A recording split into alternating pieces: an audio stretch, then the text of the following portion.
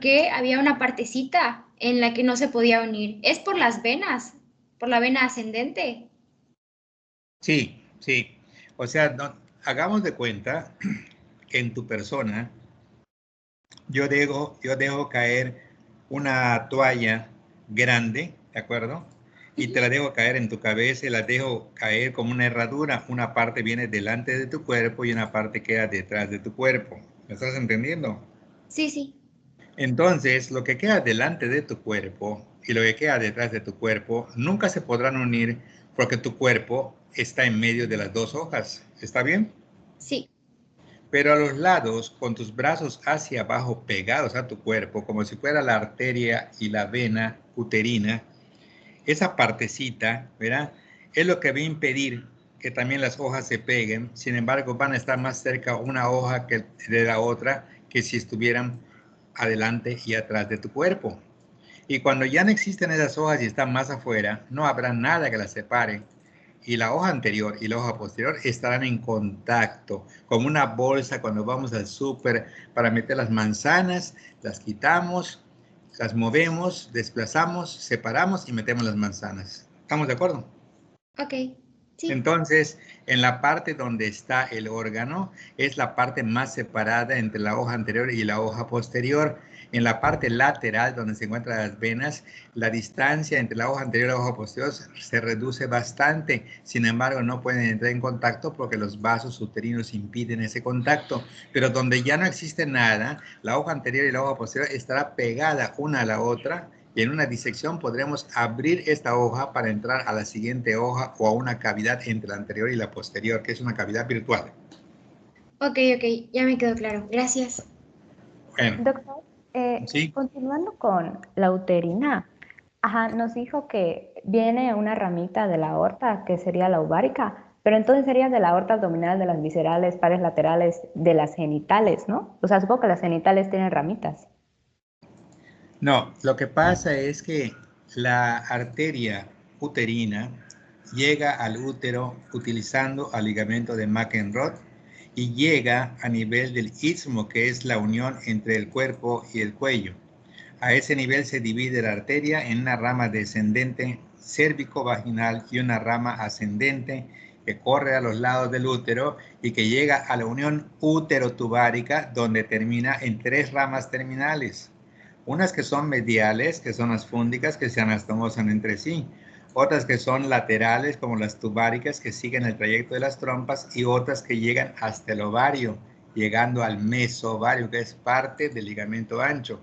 Allá esperan a las que vienen directamente de Tromemé, Caregeni, las genitales que vienen directamente de la porción ventral de la aorta, que son pares, vienen hacia este mismo punto y se unen la rama ovárica de esta uterina con la arteria ovárica que viene directamente de la aorta.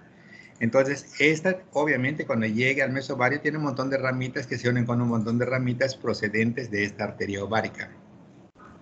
Ok, gracias.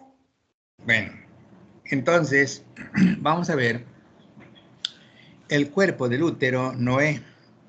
El cuerpo del útero, ¿qué tendrá hacia adelante? ¿Qué se te ocurre pensar? ¿Qué tendrá hacia adelante el útero? La vejiga. Muy bien. ¿Qué tendrá hacia atrás? El, el recto. Muy bien. Entonces, cuando esta vejiga se llena de orina, toda la relación anterior del útero será con la vejiga.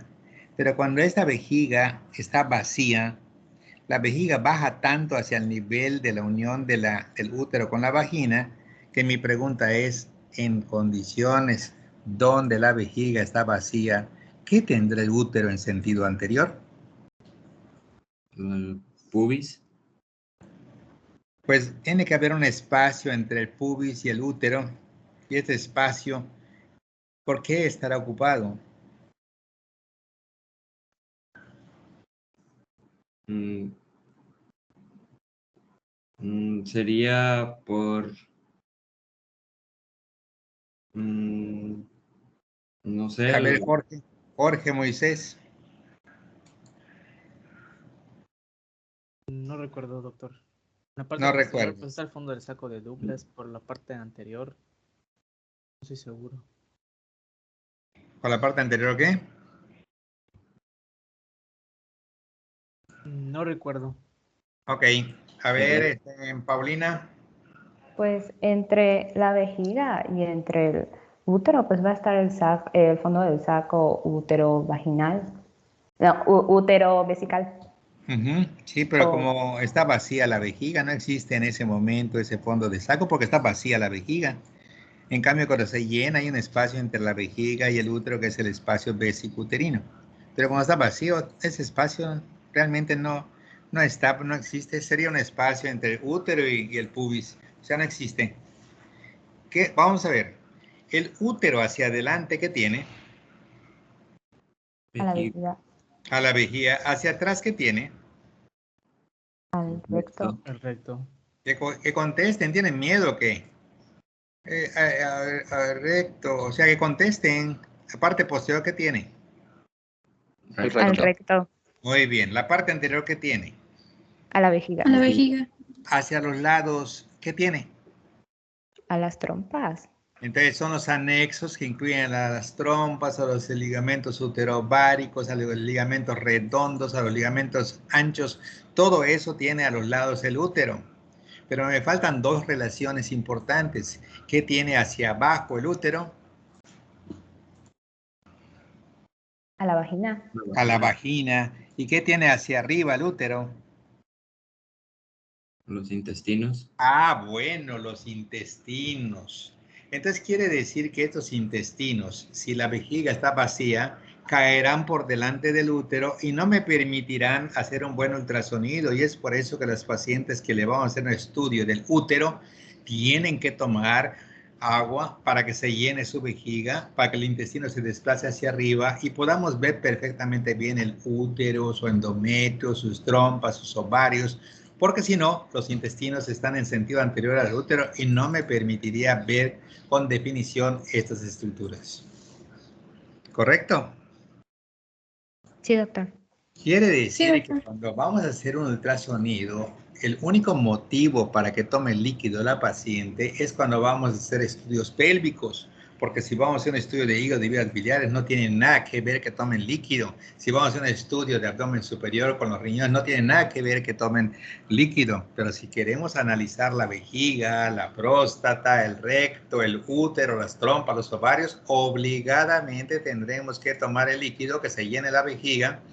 Porque así como ponemos un lápiz detrás de una pecera que vemos el lápiz grandote, ¿verdad? Por la refracción que existe a través del agua, ¿verdad?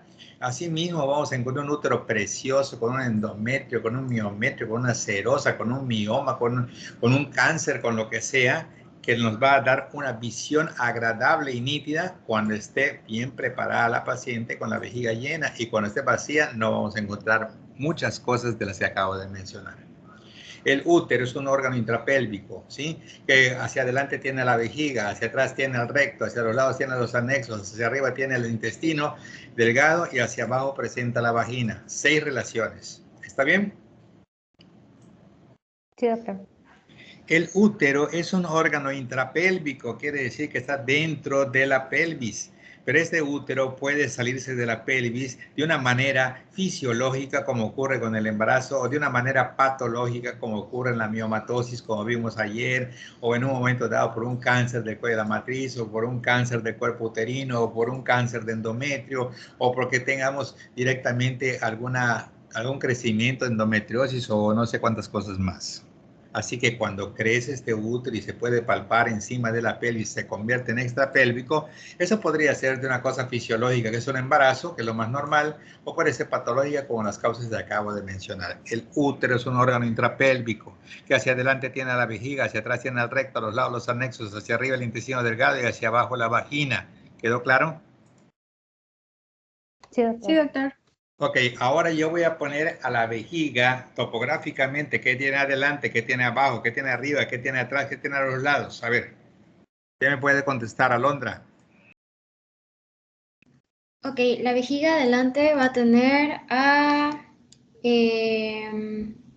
va a tener a la pelvis, Muy bien, va a tener al pubis, específicamente al pubis. Al pubis. Ok, Muy la bien. vejiga va a tener adelante al pubis, atrás va a tener al útero con la vagina, adelante, supongo que como pues el útero también tiene a los intestinos por arriba, también va a tener a los intestinos por arriba. Por abajo, también tendría parte de la vagina. ¿No? Bueno, sí, un poquito, pero hacia la parte posterior, pero lo principal que tiene la vejiga hacia abajo es el diafragma pélvico. ¿Quién formó el diafragma pélvico, Alondra? El elevador del ano. ¿Nada más? Tiene al isquiopubis, al pubo coxal, pubo... Te falta el 5%, estás diciendo 95%. ay, el isquiopubis. El isquiococcigio, que es el Isquiococcigio. 5%, y el elevador del ano, que es el 95%, formado por ¿quién? Por el pubo uterino, el pubo uretral, pubo... Ay, me sé el neumotécnico, es pupili. A ver, Jenny, ¿quién forma este 95% que son los componentes del elevador del ano? Pues lo forman el pubo uretral, el pubo rectal y el pubo uretral me parece que lo forma el elevador del pene y en el caso de mujer el pubo vaginal y el pubo... Me falta uno. ¿Qué dice Paulina? ¿Qué dice Paulina? Es que, 95% elevador del ano. El elevador del ano está compuesto por 3 estructuras, bueno, no, 3 fibras musculares. Pubo coccigio, que tiene la pubo uretral, pubo vaginal o elevador de próstata, como dijo Jenny, y ya de ahí nos saltamos al pubo rectal y al ileococcigio. Y el 5% son solo de coccigios, o sea, músculo coccigio. Ok, entonces esa es la respuesta correcta. No hay que confundir pubo uretral, que pubo vaginal, que es el elevador de la próstata. La respuesta correcta es pubo coccigio, ¿verdad? Pubo rectal, ¿sí? Iliococcigio, porque el músculo isquiococcigio es el 5% posterior del pubo coccigio. Unas fibras forman el pubo uretral y otras forman el pubo vaginal y en el varón el elevador de la próstata, pero son partes del pubo coccigio. ¿De acuerdo? Sí, está. La vejiga es un órgano intrapélvico que se convierte en extrapélvico cuando presenta su llenado vesical perfecto. Presenta hacia adelante relación con la cara posterior del pubis, hacia atrás va a tener relación con la parte anterior del útero y la parte anterosuperior de la vagina. A los lados va a tener a los elevadores del ano, que en esta parte corresponden prácticamente al pubo uretral, al pubo coccigio, de las fibras que forman parte del 95% del diafragma pélvico. Hacia arriba las asas intestinales estarán, ¿verdad? Allá, de tal manera que esta vejiga, ¿verdad? Hacia abajo el elevador del ano, hacia los lados el elevador del ano, hacia adelante el pubis, hacia atrás el útero y parte de la vagina, hacia arriba asas intestinales. ¿Correcto? Y entonces, si ya ubicamos todo esto, Edgar, ¿qué me podrías decir del recto? O sea, ¿qué tendría adelante, qué tendría atrás, qué tendría hacia arriba, qué tendría a los lados? O sea, que el recto. El recto tendría a lo que sería delante de él, a lo que sería el útero. Detrás tendría lo que sería el el sacrococcigio. El sacro, ajá. El sacrococcigio, arriba tendría los intestinos igual. Los intestinos también. ¿Qué es lo que precede al recto? Así como, ajá. El colon sigmoideo. Ándale, colon sigmoide hacia arriba. Hacia abajo, ¿qué habrá?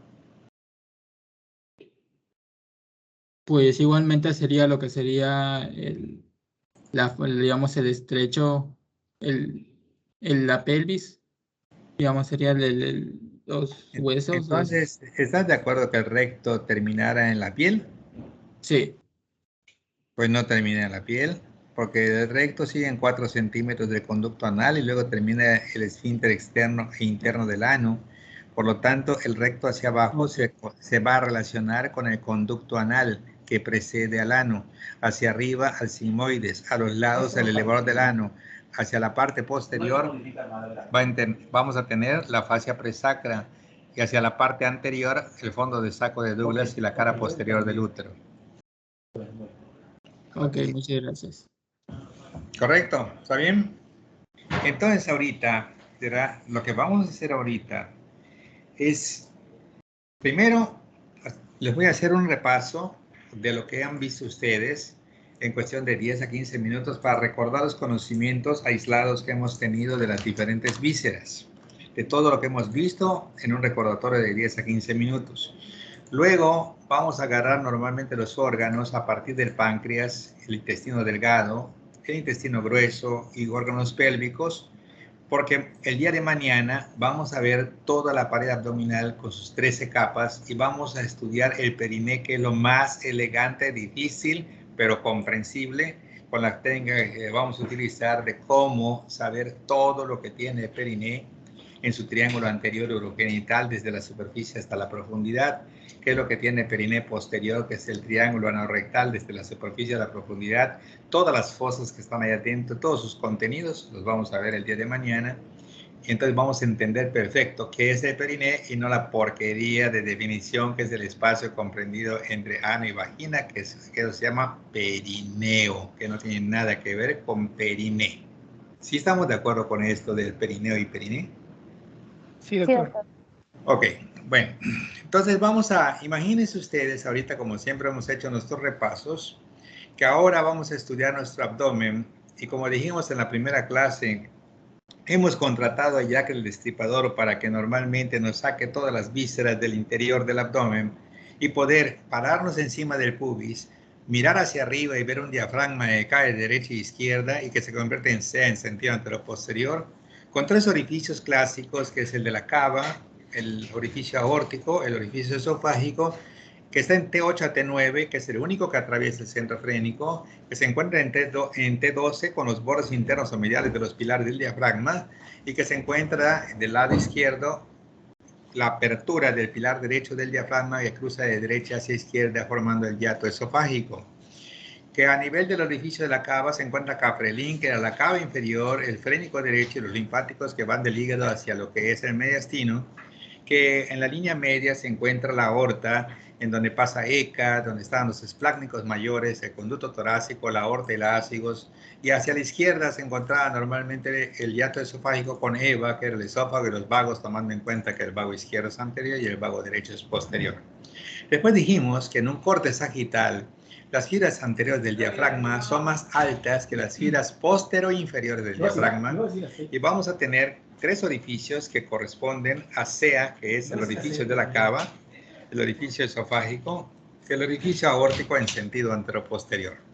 Después dijimos de que el diafragma presenta 3 tipos de fibras: ECOVE, externales o cifoideas, costales, que son amplias y delgadas, y vertebrales, que se encuentran en la parte posterior, que son los pilares de aspecto cónico, de aspecto piramidal, y que están prácticamente a los lados de la línea media, frente a la vértebra T12, donde los bordes internos de los pilares se unen para formar el orificio aórtico y donde la aorta descendente torácica se inicia como abdominal y donde las primeras arterias de esta abdominal serán las diafragmáticas inferiores o frénicas inferiores, que nos darán las cápsulares superiores o suprarrenales superiores.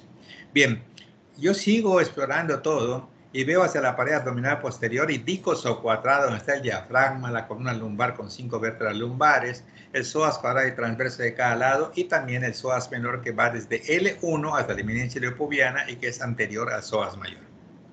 Luego empieza a ver prácticamente que a los lados ese transverso, que es el músculo más profundo de OMA o metra, que forma la pared lateral, va a proyectarse lateralmente hasta llegar a la parte anterior y ser un refuerzo para lo que es la vaina del recto, la cual está formada por el oblicuo menor o oblicuo interno, que se desdobla en el borde externo del recto mayor. No lo hemos visto específicamente, pero este borde externo, como es convexo, se llama línea semilunar, y el límite inferior de la vaina del recto termina en el plano intertransverso transespinoso a la altura de L4, donde ya no existe más vaina de recto, y está reforzada anteriormente por el oblicuo externo y está reforzada en sentido posterior por el transverso, haciendo 5 capas de las 13 capas que tiene nuestra pared anterior del abdomen, con el oblicuo mayor, con la hoja anterior del oblicuo menor, con el recto mayor del abdomen, con la hoja posterior del oblicuo menor y con el transverso del abdomen. Por su parte, pegada a la piel, el tejido celular subcutáneo y la hoja anterior de la aponeurose superficial estarán juntas en la parte anterior, como también en la parte posterior estará el peritoneo parietal, que es una membrana serosa, delgada, lisa y transparente, que bajará directamente hasta el pubis y que luego se intentará meter entre el pubis y lo que es la vejiga, formando un fondo de saco prevesical, y de allá se dirige en sentido anteroposterior para pasar por encima de la vejiga y dejar a la vejiga por fuera de lo que es el peritoneo, siendo un órgano extraperitoneal de localización infraperitoneal y que nada más tiene peritoneo por arriba y a los lados, pero no lo tiene en todo su espesor la vejiga. Se proyecta por delante de lo que es el útero, se forma un fondo de saco vesicuterino, rodea al útero dando origen al ligamento ancho que se extiende lateralmente hacia la pelvis, formando una capa peritoneal doble que se extiende de un lado de la pelvis hasta el otro, envolviendo al útero y sus anexos. Otra definición que es una capa peritoneal doble que se extiende del útero hacia la pared lateral del lado derecho y del lado izquierdo, formando dos ligamentos anchos, uno derecho y uno izquierdo, y luego sigue hacia atrás.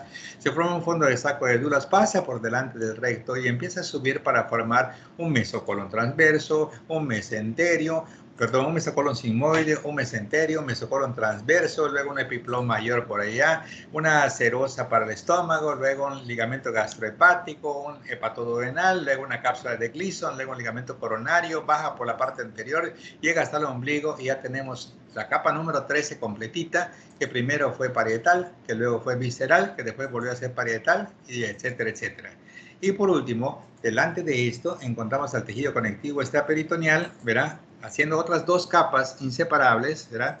Y haciendo 10 de las 13 capas para dejar únicamente la hoja posterior de la aponeurose superficial, la hoja anterior y la posterior de la aponeurose profunda, que equivalen al 5 y a la 11 de las 13 capas que nosotros tenemos y que vamos a repasar en breve, ¿verdad? Y entonces ya vemos paredes laterales, el techo, la pared posterior, la pared anterior con las capas, y hacia abajo vamos a encontrar las fosas ilíacas y el estrecho superior de la pelvis para dividir la pelvis falsa hacia arriba de la pelvis verdadera hacia abajo.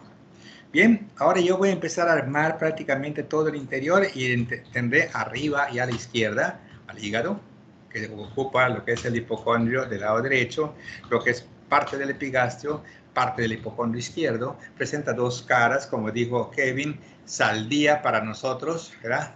Súpero, antero, lateral, diafragmática, y pibi, posterior, inferior, visceral. La característica principal de la cara posterior es la presencia del ilio.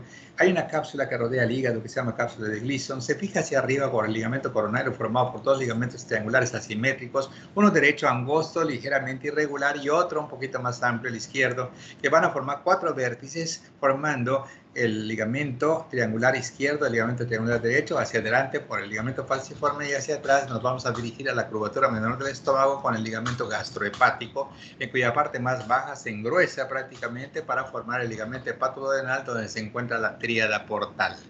La tríada portal, che porta, adelante, coledo con la derecha, la hepática adelante a la izquierda, y la porta posterior, y unos 5 milímetros atrás de esta porta estará la vena cava inferior, que estará a la derecha de lo que es la aorta, y entre ambos encontraremos un pequeño espacio de comunicación entre la cavidad peritoneal mayor y la cavidad peritoneal menor, conocida como hiato de Winslow, por encima de la primera porción del duodeno, por debajo del lóbulo caudado, a la derecha de la curvatura menor, a la izquierda del lóbulo derecho del hígado, en sentido posterior a este ligamento hepatoduodenal y en sentido anterior a la cava inferior.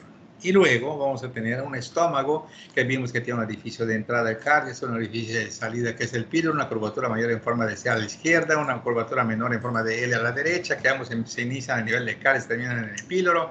Que hay una anastomosis de la gástrica derecha y gástrica izquierda en la curvatura menor, que hay otra anastomosis de la gastromental o gastroepiploica izquierda y derecha en el lado izquierdo, en la curvatura mayor, que hay un fondo gástrico, que hay un cuerpo gástrico, que hay una porción pilórica, el antropilórico, conducto pilórico y píloro, que el píloro se encuentra en L1 y que el cardio se encuentra en T10 a T11, y que luego vimos un duodeno que se llama así porque tiene 12 traveses de dedo. Los travesos normalmente son así, 4, 8 y 12, y esos traveses son los que van a dar 4 porciones, la primera porción ascendente, la segunda descendente, la tercera horizontal y la cuarta ascendente, y la primera normalmente se dirige en contacto directamente con la vesícula, y a la altura de L1, para bajar hasta L4, tenemos la descendente, y de L4, cruzando la línea media en forma horizontal, y luego dirigiéndose un poquito hacia arriba, tendríamos que terminar en el borde izquierdo de L2, donde vamos a tener el ángulo duodeno-ional, donde existe un ligamento de Treitz o músculo de Treitz que divide normalmente el cuadro clínico del sangrado de tubo digestivo alto-bajo, dependiendo de la coloración de la sangre y todo el interrogatorio que hemos conocido anteriormente.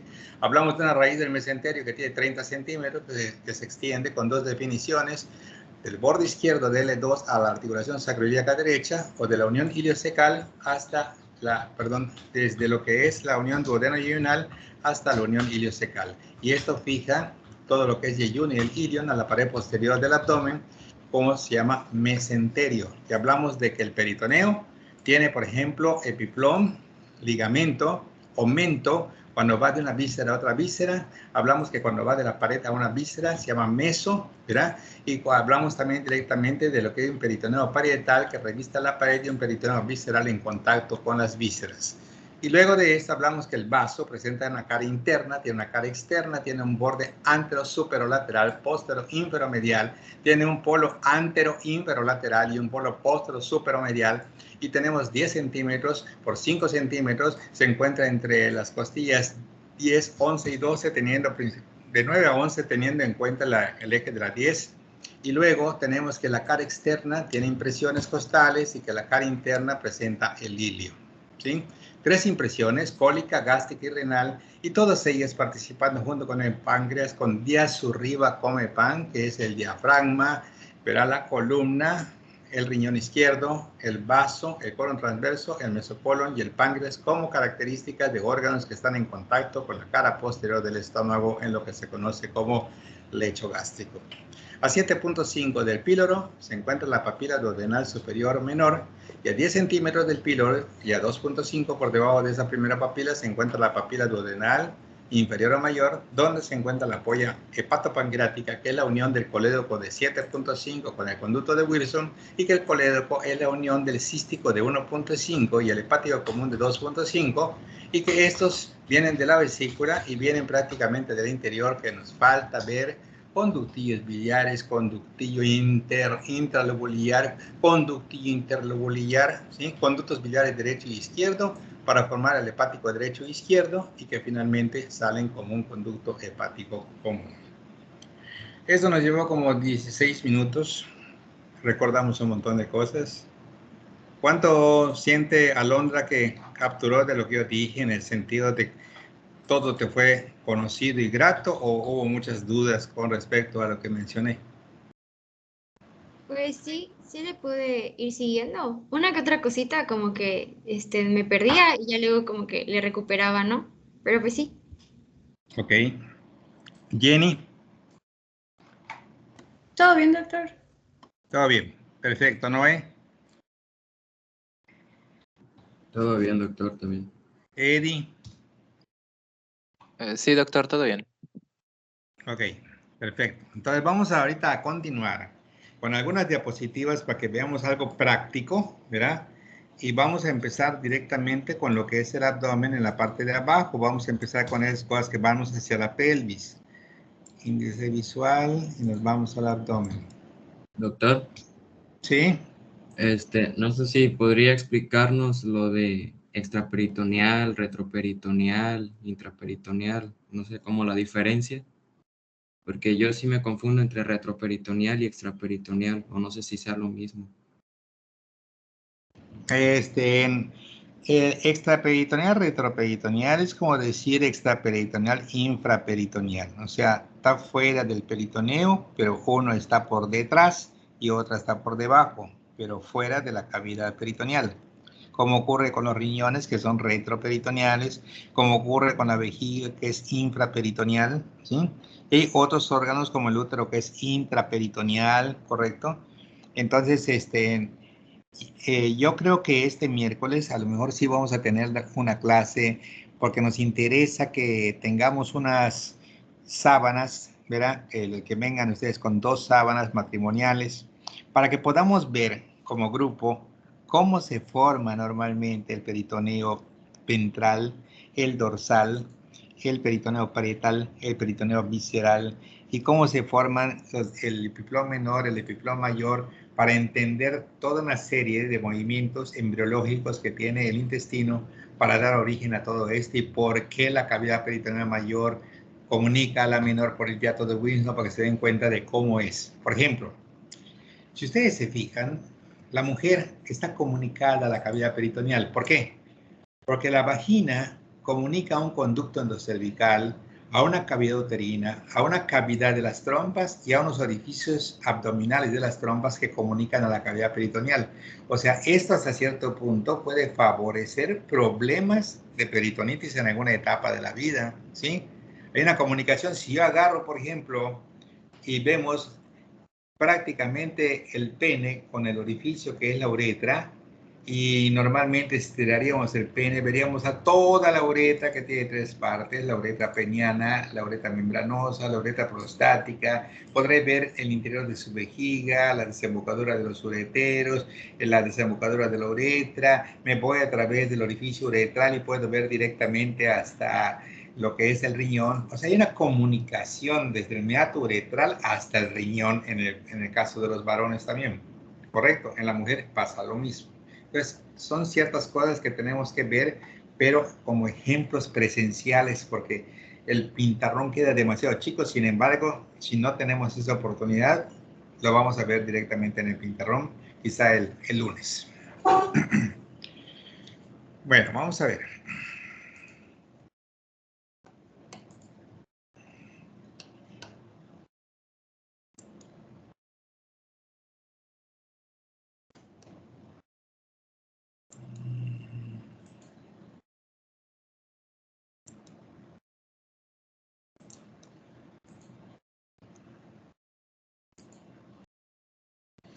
Vamos a empezar con un sistema portal para terminarlo. ¿Cómo está formado el sistema portal? Vamos a hablar del sistema portal, ¿sí? Fíjense muy bien cómo hay una vena que viene del vaso que se llama vena esplénica, ¿correcto? Vean esta vena mesentérica inferior que viene prácticamente del tercio distal del colon transverso, el colon descendente, el sigmoides, el recto.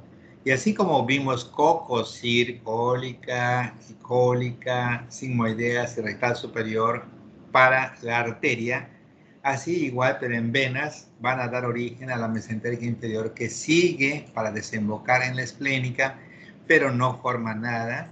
Sigue detrás del cuello, detrás de lo que es el páncreas, en dirección al cuello del páncreas, y es aquí donde se une con la mesentérica superior, que viene trayendo la sangre del lado derecho, de la misma forma como la arteria irriga el lado derecho, que es el intestino medio. Y aquí se forma la porta que se dirige al hígado y que se divide en rama derecha y rama izquierda. ¿Sí está bien ubicado todo esto? Sí, Acá tenemos una anastomosis de la gástrica derecha y de la gástrica izquierda, correcto, que desembocan en la porta, ¿ya lo vieron? Entonces yo quiero que ustedes analicen, ¿verdad?, de que estas venas están formadas prácticamente por vénulas, que son venas muy pequeñitas, y capilares venosos. ¿Qué pasaría si en un momento dado la sangre está viniendo del estómago y aquí del esófago en dirección a la porta para dirigirse al hígado, y de pronto yo agarro y le pongo acá un pinzamiento que impide que la sangre vaya a ir de aquí hacia el hígado? ¿Sí? Entonces la sangre que viene de aquí, al no poder pasar acá, va a empezar a regresar sobre sus orígenes, va a dilatar prácticamente esta estructura y nos va a producir varices esofágicas o gástricas. ¿Están de acuerdo? Sí, doctor.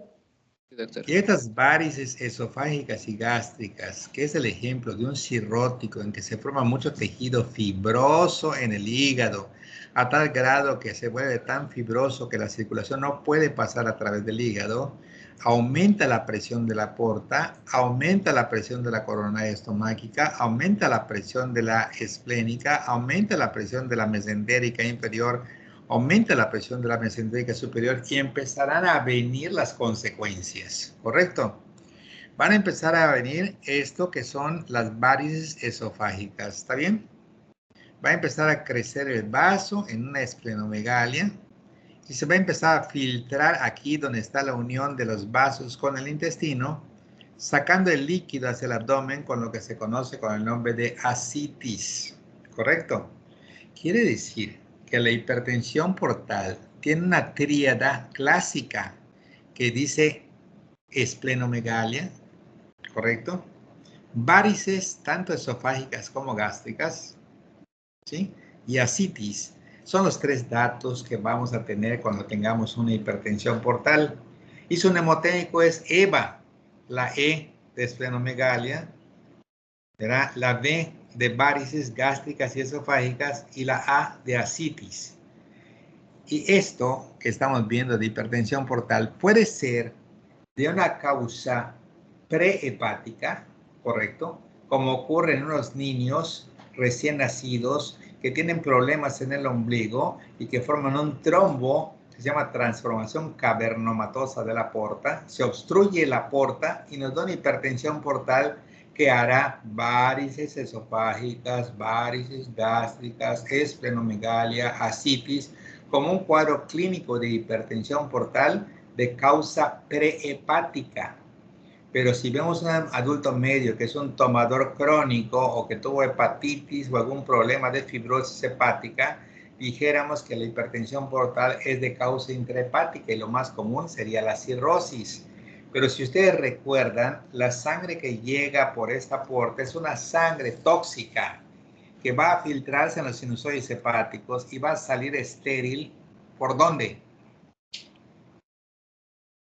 Por las suprahepáticas. Por las venas suprahepáticas, derecha, media e izquierda. Y entonces hablamos que la hipertensión portal puede tener una causa prehepática, causa intrahepática o causa suprahepática. Y la causa suprahepática sería un síndrome de Budd-Chiari o Budd-Chiari. ¿Está bien? O Budd-Chiari, como quieran llamarlo ustedes. Es aceptado en cualquiera de las pronunciaciones.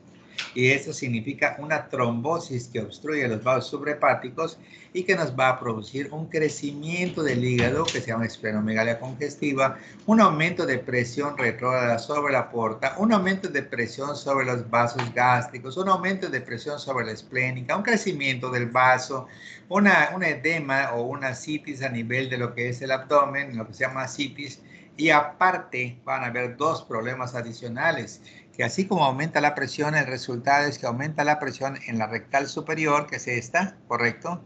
Y vamos a tener hemorroides también en el paciente y vamos a tener también algunas venitas que están alrededor del ombligo, como se puede ver acá, este es el ombligo representado, y vamos a tener acá una cabeza de medusa, que significa prácticamente la mitología griega, aquella cabeza que tiene el pelo como si fueran serpientes. Ahí normalmente en esos casos de hipertensión portal se ve un montón de venas alrededor del ombligo y se llama dilatación venosa en cabeza de medusa secundaria a una obstrucción portal. ¿Correcto? ¿Cómo se formó la porta? La porta se formó por la unión de la vena esplénica con la mesentérica superior, porque la otra nada más fue una tributaria y las otras también desembocaron en la porta, pero los que formaron la porta fueron la vena esplénica, la mesentérica superior detrás del cuello del páncreas a la altura de L1 y L2, originando este vaso de situación oblicua de 7.5 conocido como la porta. ¿Está bien? Sí, doctor. Sí, doctor. Ok, entonces vamos a continuar. Aquí vemos cómo está la esplénica, vemos cómo está la mesentérica inferior, vemos cómo está la mesentérica superior, vemos cómo están los vasos gástricos, la derecha y la izquierda, vemos cómo entra el hígado y cómo se ramifica.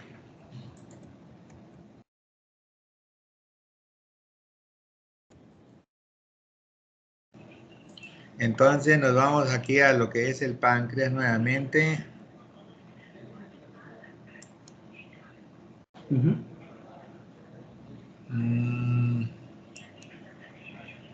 Doctor, sí se llega a ser presencial el miércoles. ¿Son 2 sábanas por persona?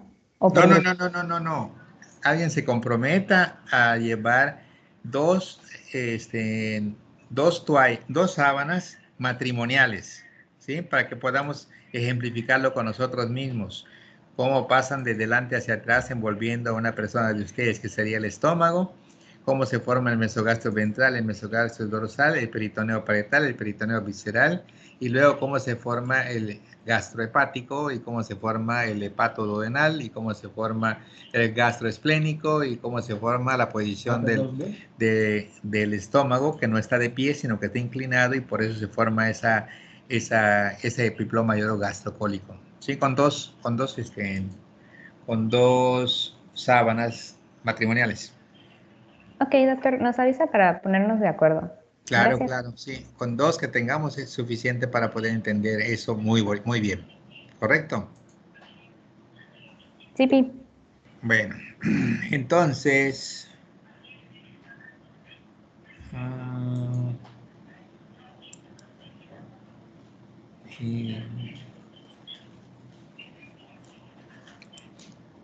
Bien, vamos a continuar con la vesícula, que casi no hemos hablado de la vesícula, ¿sí? La vesícula es una estructura piriforme. ¿Qué significa eso, Edgar? En forma de pera. Ok, esta estructura es muy semejante al útero, porque también el útero tiene una forma piriforme. Y esta vesícula mide 7.5 por 5 por 2.5 y el útero también mide 7.5 por 5 por 2.5. Y esta vesícula tiene un fondo, tiene un cuerpo y tiene un cuello. Y el útero también tiene un fondo, tiene un cuerpo y tiene un cuello, ¿sí? Y esta vesícula tiene 3 capas, mucé, que es una mucosa, una muscular y una serosa. Y el útero también tiene 3 capas, una mucosa, una muscular y una serosa, ¿está bien? Solamente de que el bebé se aloja en el útero, ¿verdad? Y las piedras se alojan en la vesícula, ¿sí? Entonces aquí tenemos un fondo, aquí tenemos un cuerpo, aquí tenemos un cuello, acá tenemos un conducto cístico que mide 1.5 y que se une con este conducto hepático común, que es la unión del conducto hepático derecho o biliar derecho con el conducto hepático del lado izquierdo, ¿sí? Para todo esto, ya es conveniente saber cómo se forma la bilis, en dónde se produce la bilis, cómo se transporta la bilis, en qué momento la bilis llega al intestino, pues cuando tengamos algo de grasa, ¿verdad? Como cuando tenemos leche, huevo, mantequilla, grasa, lo que sea. Entonces se contrae la vesícula por acciones enzimáticas y la bilis que se encuentra a este nivel, que no se produce en la vesícula, sino que se almacena en la vesícula, se contrae y se vacía directamente por este conducto colédoco a la luz del duodeno para favorecer que las grasas se emulsionen y la digestión no se sienta, ¿sí? Entonces, en el cuello de la vesícula, a este nivel, tenemos una válvula espiral, ¿correcto? Aquí a este nivel tenemos una válvula espiral. Y aquí tenemos la vesícula con una capa interna que es la mucosa, una capa media que es la muscular y una capa externa que es la serosa. El conducto cístico se une con el conducto hepático, forman el conducto colédoco de 7.5, se une con el conducto pancreático de Wilson, se forma la ampolla hepatopancreática o ampolla de Vater, protegida por el esfínter de Oddi y desemboca en la papila duodenal inferior o mayor a 10 centímetros del píloro y a 2.5 por debajo de la papila duodenal superior o menor, donde desemboca el conducto pancreático accesorio de Santorini. Aquí vemos variantes de la vesícula. Aquí vemos las dos papilas que hemos mencionado en clases pasadas. Aquí vemos el esfínter de Oddi. Aquí vemos un páncreas, que vamos a terminar el páncreas de una vez con las dudas que puedan existir. Primer punto del páncreas. Vamos a poner algunas cosas de detalles en páncreas, ¿sí? El punto número 1, que es un órgano retroperitoneal. Aquí, para lo que decía Eddie, vean cómo el peritoneo queda por delante y aquí se ve una línea arriba y abajo, un paralelismo que equivale a la raíz del mesocolon transverso. Y este órgano queda detrás del peritoneo, es un órgano extraperitoneal de localización retroperitoneal, ¿está bien? Y que presenta en su borde anterior lo que es la inserción de la raíz del mesocolon transverso, que en el borde superior se encuentra la arteria esplénica y que en el borde inferior se ve prácticamente la vena que va a llegar al cuello y a la altura de L1, L2 formará esta porta que se dirigirá hacia lo que es La cara posterior inferior o visceral del hígado a nivel del hígado hepático, donde se dividirá esta vena en rama derecha y rama izquierda y millones de ramas ascendentes y descendentes de localización interlobular Bacnelin.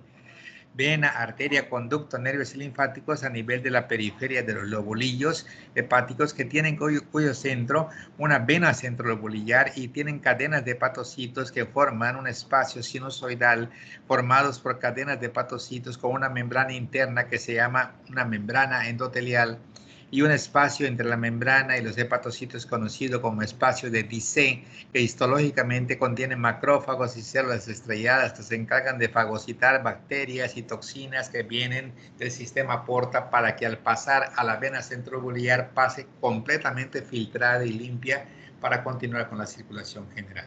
¿Sí? Ahorita vamos a seguir. En el páncreas tenemos tres cosas importantes.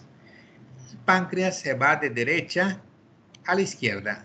El páncreas se va de abajo hacia arriba. El páncreas se va de delante hacia atrás.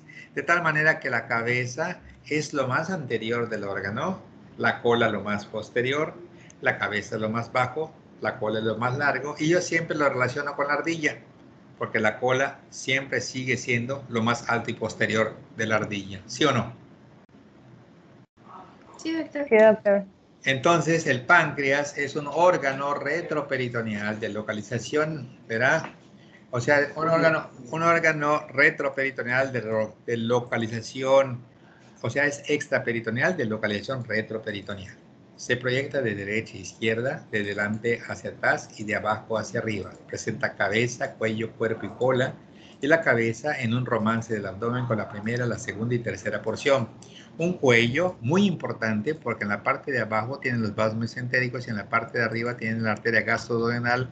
Por delante normalmente estará el píloro y el colon transverso, por detrás la formación de la porta. Y vean qué importante es esta parte. Esto se llama páncreas uncinado, páncreas accesorio. Es una prolongación de la parte inferior-lateral de la cabeza. Y aquí es donde van a nacer el conducto pancreático accesorio de Santorini, que va a cruzar hasta la papila duodenal superior o menor y que se va a comunicar con lo que es el conducto de Wilson y también en parte con el conducto colédoco para tratar de llevar la bilis cuando hay problemas de tipo obstructivo como ocurre en los tumores.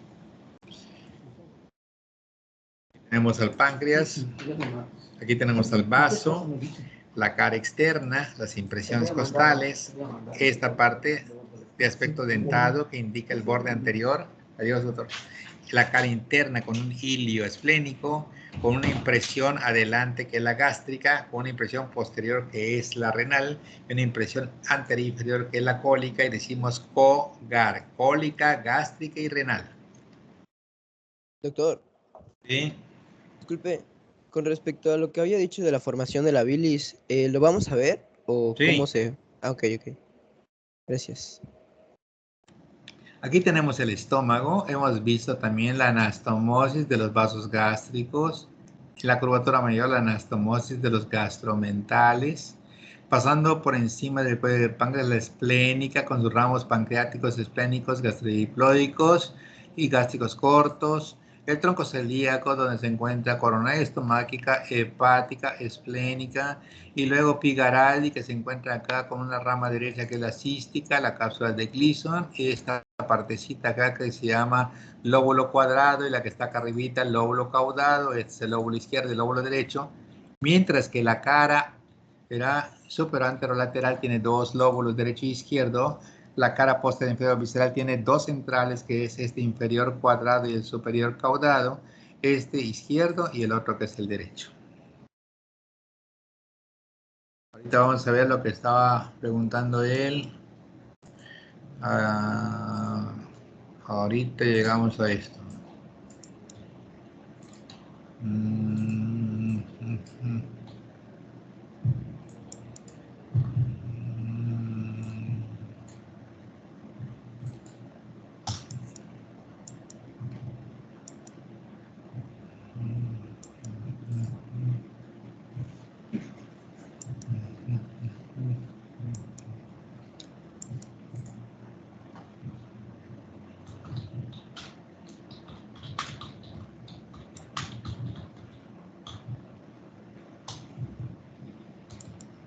Aquí lo tienes. Aquí, por ejemplo, vemos prácticamente lo que es los sinusoides hepáticos, ¿sí? Los sinusoides hepáticos que están aquí metidos, ¿sí? Pero, ¿a dónde quiero llegar? Aquí, por ejemplo, vamos a encontrar que hagamos de cuenta que este es un espacio periportal, ¿de acuerdo? En donde habrían 5 estructuras, que si la vena, que si la arteria, que el conductillo, los nervios linfáticos interlobulares. ¿Están ubicados? Sí, doctor. Aquí tenemos los hepatocitos, ¿correcto? Los hepatocitos. Y los hepatocitos son los que producen la bilis, ¿correcto? Los hepatocitos me hacen recordar estas fechas navideñas, como si fueran aquellas esferas con que adornamos los arbolitos de Navidad, que las esferas tienen una parte superior con un ganchito para que se fije a los extremos del árbol. Entonces, esto es lo que se llama conductillo biliar. Conductillo biliar, conductillo biliar, conductillo biliar, conductillo biliar, conductillo, conductillo. Comunicados todos por un conducto que está dentro del lobulillo, que se llama conducto intralobulillar y que se va a ir directamente hacia el conducto interlobulillar. Vamos a hacer el ejercicio. El hepatocito presenta una salida conocida como conductillo biliar. El conductillo biliar, todos ellos están unidos por un conducto que está dentro del lobulillo intralobulillar que nos va a llevar directamente hacia lo que es el espacio portal y que llegará al conducto interlobulillar, ¿de acuerdo? Los conductos interlobulillares, tal parece que estamos nosotros en el aeropuerto, que estamos regados por todos lados en espera de la salida de nuestro avión y de pronto dicen el vuelo 706 con destino a la ciudad de Atlanta anuncia su salida a favor de abordar por la puerta número 4, ¿sí? Entonces, prácticamente nos dan una puerta y a continuación nos dicen otro porcentaje de las personas mayores para este mismo vuelo lo harán prácticamente por la puerta número B, ¿sí? O 4B. Entonces, todos los conductillos que están a nivel interlobulillar, todos, ¿sí? Tal parece que le dicen en el hígado un anuncio que diga todos los conductillos biliares que se encuentran en el espesor del parénquima hepático, tanto en el lóbulo derecho como en el lóbulo izquierdo, favor de apersonarse hacia el ilio del hígado. Los que están a la derecha, todos confluyan por favor allá para que formen solamente un conducto común que se llama conducto biliar derecho o conducto hepático derecho, y todos los que están en el lado izquierdo formarán el conducto biliar izquierdo o hepático izquierdo. Cuando salgan a través del ilio se juntarán los dos para hacer solamente uno solo, que es el conducto hepático común que mide 2.5, que irá en contacto con el conducto cístico para dar origen al conducto colédoco. Entonces vamos a retroceder. Los hepatocitos son los que producen la bilis. Lo van a eliminar a través de un conductillo biliar, el cual va a pasar por un conducto intralobulillar, el cual nos llevará a un conducto interlobulillar y todos ellos en el lado derecho darán origen al conducto biliar derecho o conducto hepático derecho y en el lado izquierdo al conducto biliar izquierdo o conducto hepático izquierdo. Su salida de esos dos conductos originarán prácticamente el conducto hepático común. Y este conducto es el que va a continuar con el cístico para que normalmente se forme el colédoco. Veamos si es cierto esto que estamos hablando. Aquí ustedes pueden ver que todos los conductillos que están prácticamente metidos en los conductos interlobulillares finalmente van a venir para formar un conducto izquierdo y un conducto derecho que al salir van a formar uno solo, que es el conducto hepático común. Veamos aquí.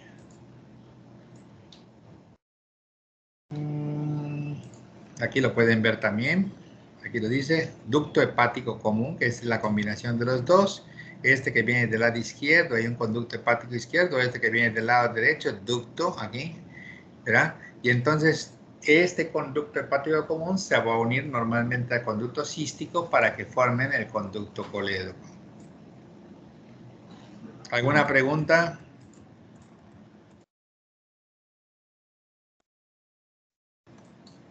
Aquí los tienen, el conducto biliar derecho o hepático derecho, biliar izquierdo o hepático izquierdo, el conducto hepático común 2.5, el conducto cístico 1.5, el conducto colédoco 7.5, el conducto de Wilson, la ampolla de Vater o ampolla hepatopancreática.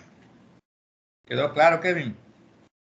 Doctor, ¿Sí? ¿y cómo es que llega a almacenarse en la vesícula?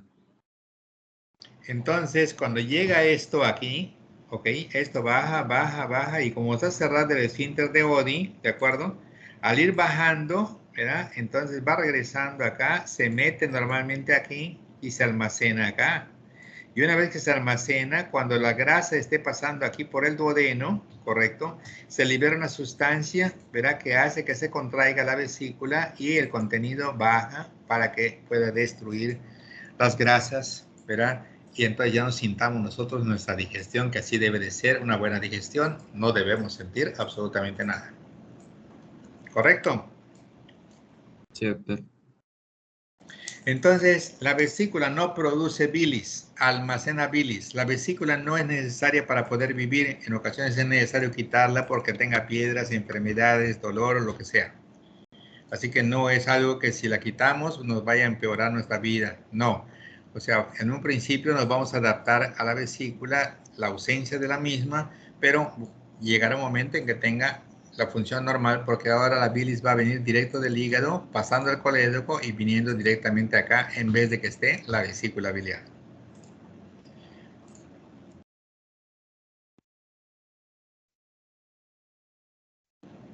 Páncreas. Maestro, disculpe. Sí. Sí. Ah, con lo que comentó de que se le puede quitar la vesícula a una persona y puede vivir de forma normal, pero va a tener que adaptarse. Por ejemplo, cuando está cerrado cuando esté cerrado la papila, ¿cómo va a ser? ¿Dónde va a regresar la bilis? Usted mencionó que si se cierra la papila, la bilis regresa hasta la vesícula, ella se almacena y cuando se necesite la vesícula se va a contraer para que salga la bilis. Pero Cuando se llena este conductito y está cerrado esto, la bilis que sigue bajando se va yendo a esta vía para que se almacene en tu vesícula. Si normalmente no hay vesícula, pues se quedará en el hígado en espera de que se relaje este esfínter para que baje la bilis. Así de sencillo. ok. Entonces el hígado deja de producir bilis. No, No siempre, el hígado siempre produce bilis, pero no está pasando más bilis porque están llenos los conductos y estos se utilizarán su contenido cuando venga el proceso digestivo. ok, ya. Muchas gracias, profe. Bueno, Entonces los conductos hepáticos tienen que hacerse más grandes. sí, por lo general los conductos hepáticos no es que la bilis se produce de acuerdo a la necesidad, ¿sí? O sea, hay una producción diaria para los alimentos que consumimos. Pero si nosotros consumimos más grasas, pues se produce un poco más de bilis para poder hacer la digestión de las grasas. Pero no es que al no tener vesícula, tus conductos queden grandes o dilatados, porque la vesícula tiene un proceso de llenado que facilitará que la bilis caiga así bastantita en el momento de la digestión y en la otra va a caer un poquito menos y por eso en ocasiones hay trastornos de dispepsia, o sea, de gases y de distensión abdominal mientras el cuerpo se va adaptando. Otro ejemplo de adaptación es cuando el intestino grueso, por lo general, es el que absorbe normalmente el líquido de lo que es el material alimentario para convertir las heces fecales con la consistencia que todos conocemos. Pero cuando se tiene que quitar el colon, ¿verdad? Entonces hay un síndrome de pérdida rápida que es diarrea porque no hay un intestino que normalmente absorba ese líquido porque lo has quitado por un cáncer. Entonces el intestino delgado, que su función no es absorber como lo hace el intestino grueso, empieza a colonizarse, quiere decir que agarra la función del órgano ausente y empieza a absorber el agua para que la consistencia del excremento vaya mejorando y no sea diarrea lo que tengamos. Cuando se te opera de un riñón, pierdes un riñón por un tumor, por una piedra, por algo, el otro riñón tiende a crecer un poco para compensar la función del riñón ausente. Entonces son cosas que el organismo hace en base a la necesidad. Doctor, Sí. ¿y cómo es que sube el material por el colon ascendente?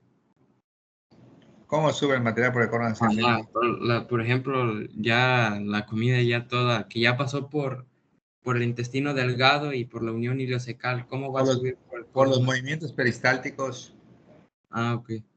Claro, así como normalmente el alimento baja por dos motivos, que es la gravedad y lo que es el movimiento de la capa muscular del intestino.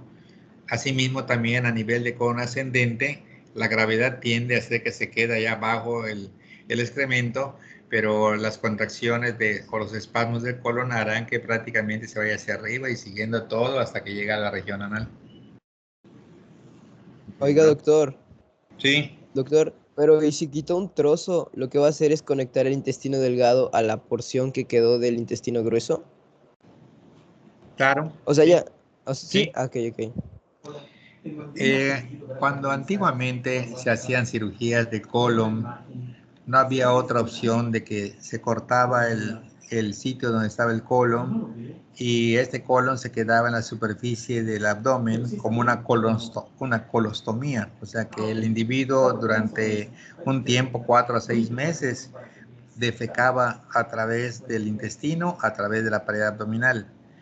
Ya con los adelantos que hay hoy en día, con la misma que estás quitando el colon, que puede ser una parte o todo el colon, donde tú estás quitando, vamos a poner ahí por la unión iliocecal, por decir un ejemplo, vas a conectarla al recto, ¿sí? A la parte distal. Entonces, es una comunicación en donde ya no existe colon ascendente, ni transverso, ni descendente, ni sigmoides, o una pequeña parte de sigmoides, y el intestino, se hace una técnica especial como para que se abra el intestino, agarre el tamaño del colon y se pueda normalmente suturar. Entonces ya no se deja la colostomía hoy en día, sino que la cirugía ya queda reparada. No se necesita que el intestino esté afuera, ni mucho menos reintervenir en 4 o 6 meses para volverlo a meter y reparar. Se hace al mismo tiempo.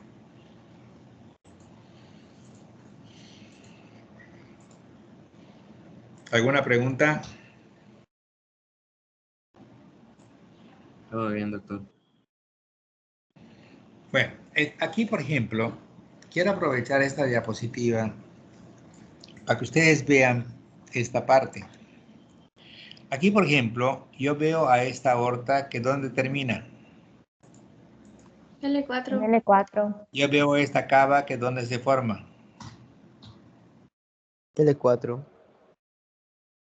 L4. L5. En L5, en L5, muy bien. Y tenemos nosotros los vasos mesentéricos que ¿dónde nacen? ¿A qué altura? L1 la superior, L2 a L3 la inferior. Muy bien, perfecto. Aquí L1 y L2 a L3 la inferior. A 375 por arriba de la bifurcación de las ilíacas primitivas. ¿Ok? Bueno, vean este detalle importante. ¿Qué es esto?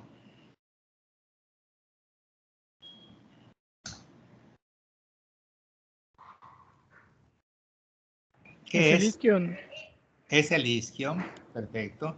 Es la tuberosidad isquiática. Y si este es el isquio, ¿qué es esto? El El ilion. ilion. El ilion. ¿Qué es esto? La cresta ilíaca. No, la cresta ilíaca estaría quedando por acá arriba. Esta es la cavidad cotiloidea o acetábulo. ¿Está bien? Sí. Sí, doctor. Ok. ¿Qué es esto?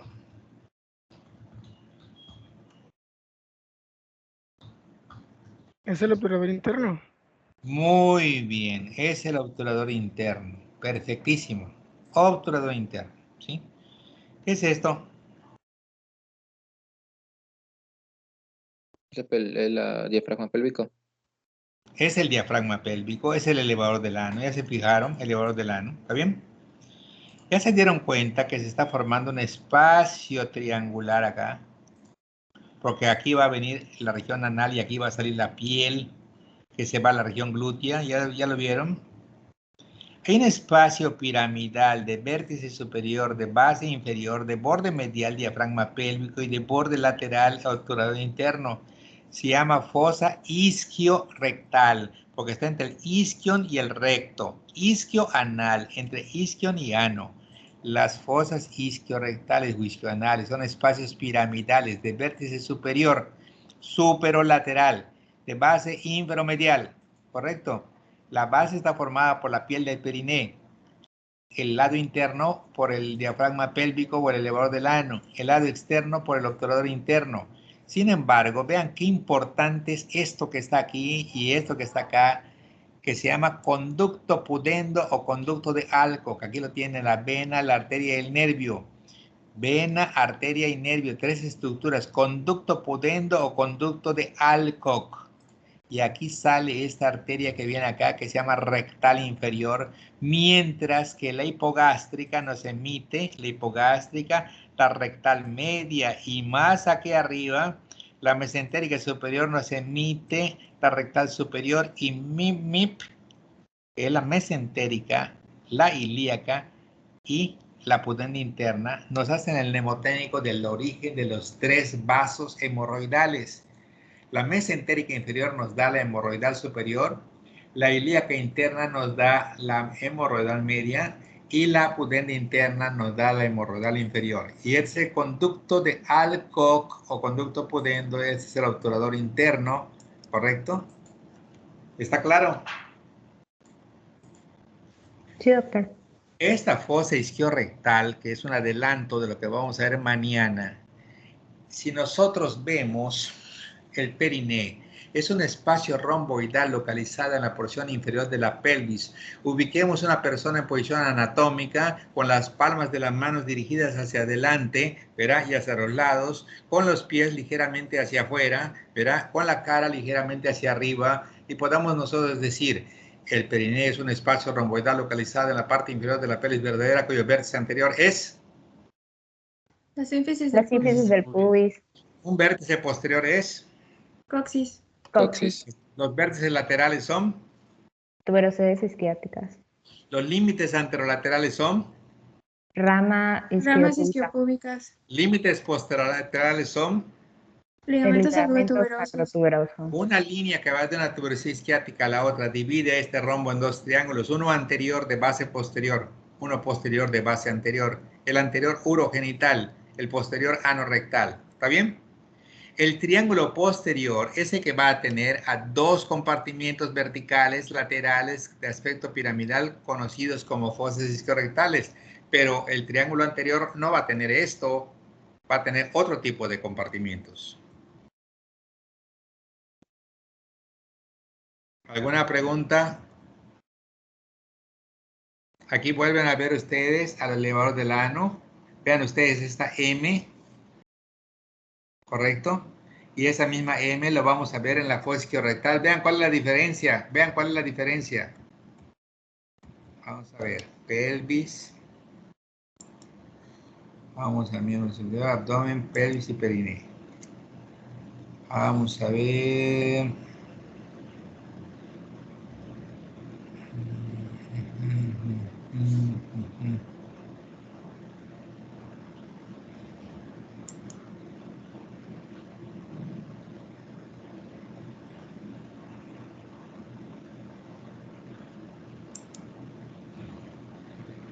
Por ejemplo, vean ustedes esto.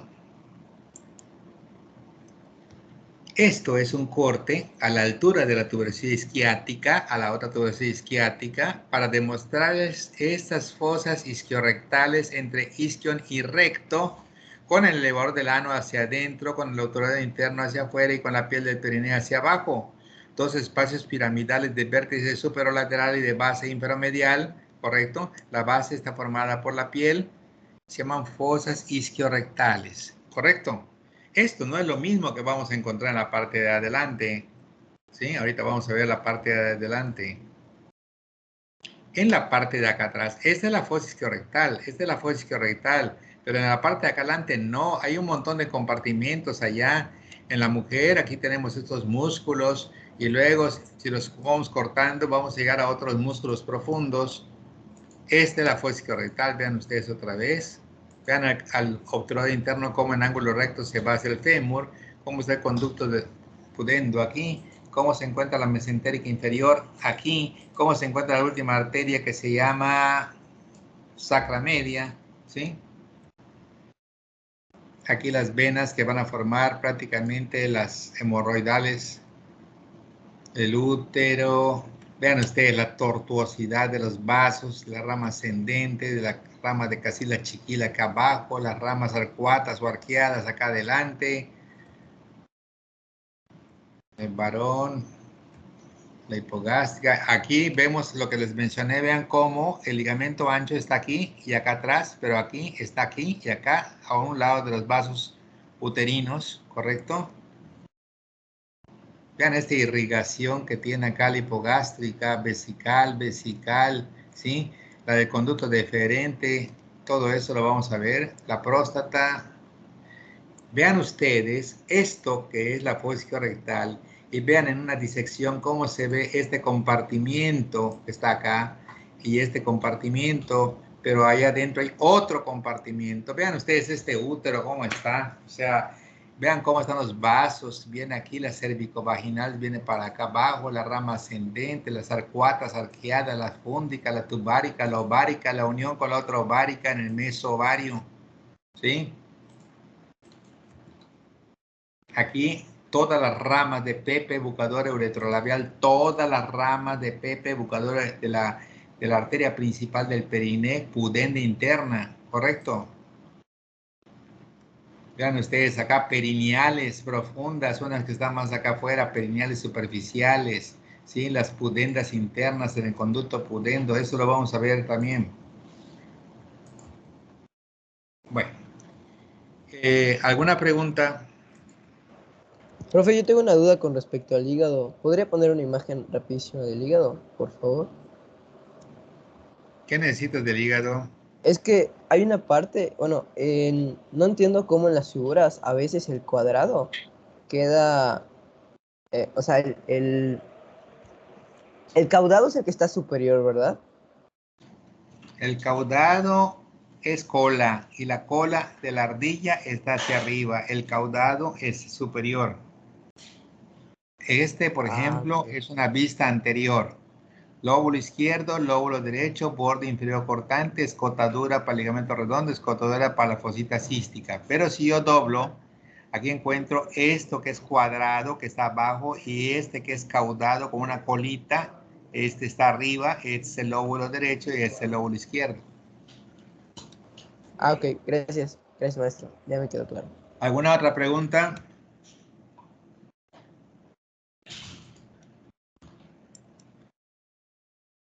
¿Todo bien? Sí, doctor, todo bien. El día de mañana vamos a dar una clase magistral de lo que es el periné. Traten prácticamente de leer algunas cositas, de ver algunas imágenes de periné. Busquen en YouTube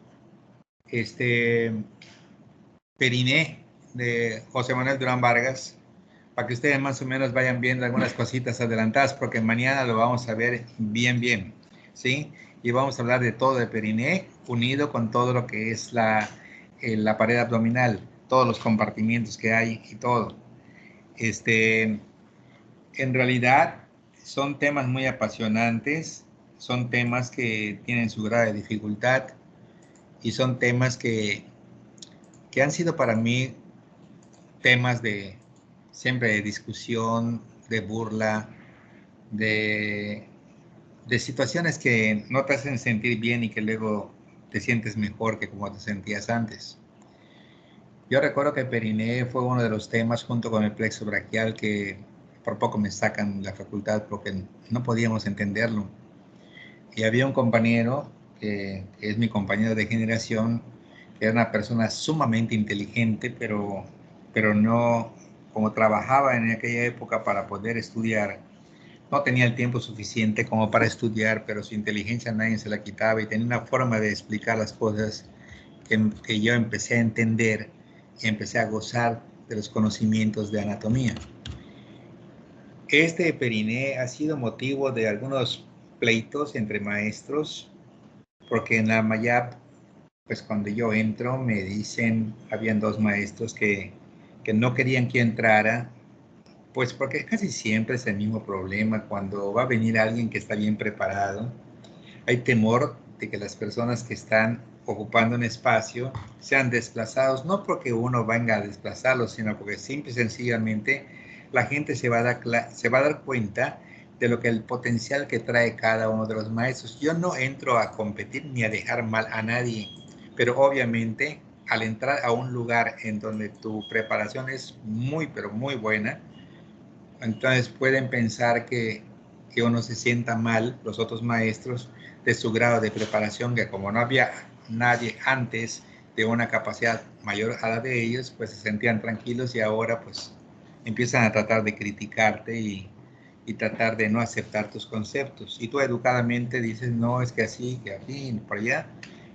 Y entre ellos está el periné, ¿sí? Que piensan ellos siempre que el periné, que es el espacio conveniente entre la vagina, y no solamente allá, sino que también ha pasado en congresos en donde estamos en ginecología, yo soy ginecólogo, y de pronto empiezan a hablar de la anatomía del periné, y empiezan a hablar como si fueran cosas de la preparatoria. Obviamente, por respeto, tú no puedes decir nada, ni debes decir nada, pero hay una partecita que se llama desayuno con el experto. ¿Sí saben qué es eso?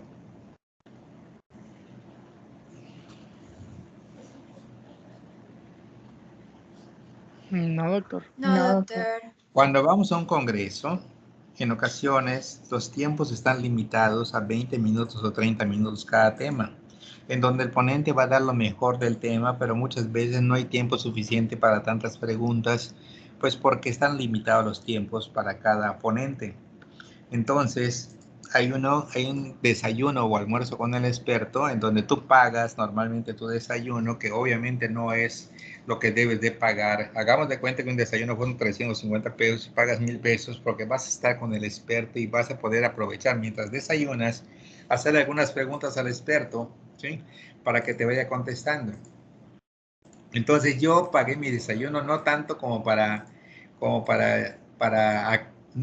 por dudas, sino para aclarar conceptos. Y entonces yo le dije al doctor, disculpe doctor, pero creo que se están confundiendo los términos y somos ginecólogos. Le digo, ¿de qué se trata, doctor? De que usted está hablando el periné como si fuera el perineo. Es lo mismo, no es lo mismo. O sea, y se lo digo porque como nosotros somos profesionistas y somos especialistas, entonces esto trae confusiones y usted es un experto internacional. Entonces yo nada más quería aclarar este concepto porque yo no tengo ni una crítica destructiva, sino al contrario. O sea, usted como persona de respeto debe normalmente emitir conceptos que sean básicos mundiales, no conceptos que puedan equivocar a los demás. Y el periné es una cosa y el perineo es otra cosa. No, doctor, es lo mismo. O sea, no sea usted terco. Se ve que es perseverante, pero muy terco. No. La terquedad es otra cosa y es una falta de educación hablar de terquedad porque somos profesionistas.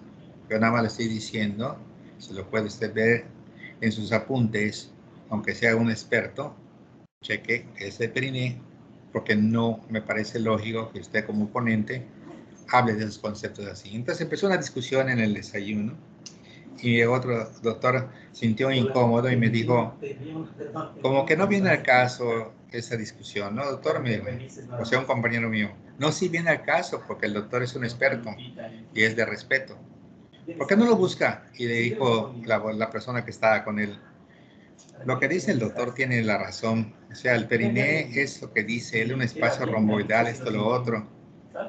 No, pues me gusta disculpar, pero no es lo que usted dice ni lo que yo digo. Entonces yo agarré y le dije, mire, vamos a consultarlo porque estamos desayunando con el experto y estamos pagando un desayuno para que el experto nos aclare conceptos.